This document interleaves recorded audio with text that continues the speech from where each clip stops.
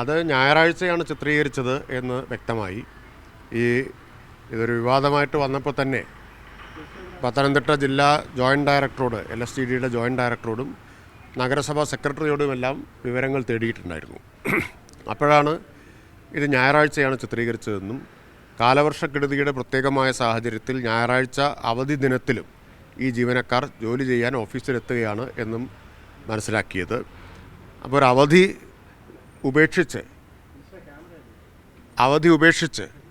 ജോലിക്ക് വരാൻ തയ്യാറായിട്ടുള്ളത് തന്നെ അഭിനന്ദനാർഹമായിട്ടുള്ള കാര്യമാണ്.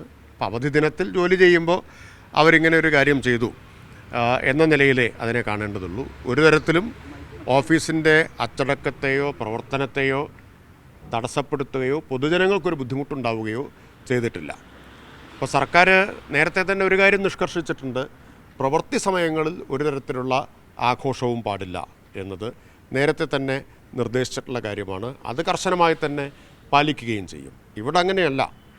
അവരുടെ ഒരവധി അവരുപേക്ഷിച്ച് അന്ന് അധിക ജോലി ചെയ്യാൻ വന്നതാണ്. അതിനിടയിലാണ് ഇങ്ങനെ ഒന്നുണ്ടായിട്ടുള്ളത്. അതിനെ നമ്മൾ വളരെ ഗൗരവതരമായിട്ടുള്ളൊരു തെറ്റായിട്ടൊന്നും കണക്കാക്കേണ്ട കാര്യമില്ല.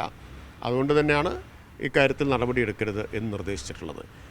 എല്ലാ തരത്തിലുള്ള സർഗാത്മകതയും സർക്കാർ പ്രോത്സാഹിപ്പിക്കും. ആ സർഗാത്മകത പൊതുജനങ്ങളോടുള്ള പെരുമാറ്റത്തിലും സമീപനത്തിലും കൂടി ഉണ്ടാവണം എന്നതാണ് സർക്കാരിൻ്റെ അഭിപ്രായം. ജനങ്ങളോടും ഇങ്ങനെ സർഗാത്മകമായി സൗഹാർദ്ദപരമായിട്ട് ഇടപെടുകയും അവർക്കുള്ള സേവനം സമയബന്ധിതമായിട്ടും വേഗത്തിലും കൊടുക്കുകയും ചെയ്യണം. അപ്പം അതിനും കൂടിയുള്ള ഒരു പ്രോത്സാഹനം എന്ന നിലയ്ക്കാണ് ഇങ്ങനൊരു സമീപനം എടുക്കുന്നത്.